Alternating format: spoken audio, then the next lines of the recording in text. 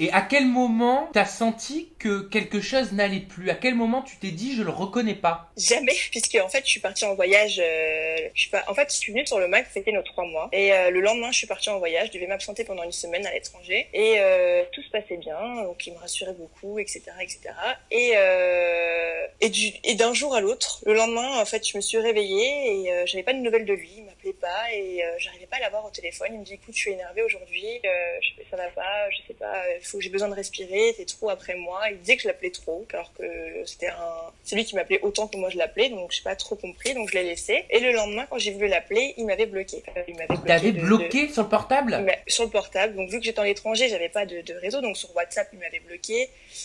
Donc du coup j'ai essayé de le joindre sur Facebook, il m'a bloqué de Facebook. Sans te quitter, sans te donner aucune explication? Sans rien. Il m'a dit écoute, quand tu vas rentrer à Paris, on aura une conversation, mais t'inquiète pas mon amour, je t'aime, j'ai hâte de te retrouver, tu me manques, etc. Alors attends. Il te bloque et il te bloque. Il t'explique pas et il te dit quand tu rentres à Paris on aura une explication, mais je t'aime, ne t'inquiète pas. Voilà, ne t'inquiète pas, je Mais t'aime. enfin, mais t'as dû être dans tous tes états. Ah mais un truc de fou. Et en fait, au début, j'ai pas compris parce que je me suis dit qu'est-ce qui se passe. Je pétais les plombs. Donc du coup, je suis rentrée plus tôt en France. Je suis rentrée le mercredi. Je devais rentrer le vendredi. Je suis rentrée le mercredi et il y avait toutes mes affaires en fait chez lui. Donc moi, il fallait que je récupère mes affaires. Donc je comprenais pas ce qui se passait. Donc j'ai appelé sa maman en lui disant écoutez, voilà, je rentre en France. Il me faut mes affaires. Vous pouvez dire à Julien que je rentre. Mais t'as appelé sa mère parce que tu ne pouvais plus le joindre. Que je ne pouvais plus le joindre de nulle part. Alors ça, c'est hallucinant. Un truc de fou. Je comprends pas, je comprends même moi, je comprends pas, je comprends toujours pas parce qu'elle a pas su m'expliquer. Et qu'est-ce qu'elle t'a dit sa maman? Donc elle m'a dit oui, ok, y a pas de souci, c'est quelqu'un de très gentil.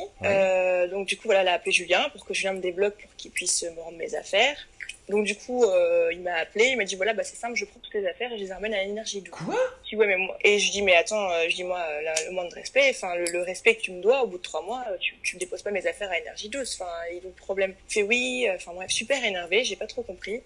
Du coup, on s'est vu dans la ville où il habite à Paris et on s'est vu à peine 30 minutes et je lui dis qu'est-ce qui se passe et tout, on t'a monté la tête contre moi, enfin qu'est-ce qu'il y a? Mais est-ce qu'à ce moment-là, est-ce qu'il t'avait déjà quitté officiellement? Non. Il t'avait pas dit c'est fini entre nous là? Non, il m'a quitté le mercredi soir. D'accord. Donc toi, tu en devais... fait, je pense réellement de tout ça qu'en fait, il voulait me quitter quand j'étais à l'étranger, mais je pense qu'il voulait faire les choses bien et pas me larguer par SMS. Je pense. Il savait pas comment me le dire et qu'il voulait pas me mettre en situation.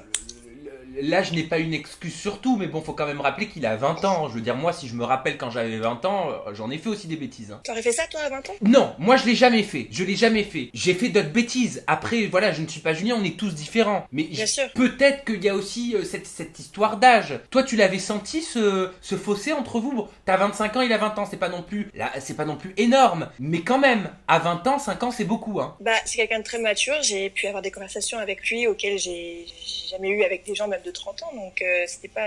Il m'apportait beaucoup d'amour, en fait. Moi, c'est ce que je recherche dans ma vie, je recherche vraiment à être aimée, et il m'apportait beaucoup, beaucoup d'amour. C'était ma méduse, c'était notre surnom, c'était vraiment... Il était collé à moi, il n'y avait pas une seule seconde où j'étais pas avec lui, donc... Et excuse-moi d'ailleurs, je t'ai coupé parce que tu racontais que tu n'avais pas encore quitté à ce moment-là, donc vous vous êtes vus seulement 30 minutes, et qu'est-ce que vous vous êtes dit pendant cette demi-heure? Est-ce que tu lui as posé des questions? Donc au début, j'ai voulu être énervée, donc du coup, voilà, j'ai rien dit, donc je dis je t'écoute. Il me dit voilà, c'est comme ça, je t'aime plus. Si tu m'aimes plus de jour à un autre, tu m'aimes plus. Comment ça peut être possible? Tu m'as jamais aimé, dans ce cas tu m'as menti. Il fait non, c'est comme ça, je t'aime plus, tu m'énerves plus que je t'aime, au bout de 3 mois c'est pas normal. Donc je pense que si j'arrive à me mettre dans tous mes états pour toi au bout de 3 mois, j'ai pas envie de voir ce que ça va donner plus tard. Donc du coup voilà, c'est terminé. Mais super énervé. Est-ce que tu lui as demandé qu'est-ce qui te reprochait, qu'est-ce qui ne lui plaisait pas chez toi? Il a rien su me dire, il m'a juste dit que je l'énervais, tout c'est comme ça et qu'il avait plus envie, qu'il m'aimait plus. Fin de l'histoire. Bon, d'accord. Comment t'as réagi? Bah en pleurs. Ouais.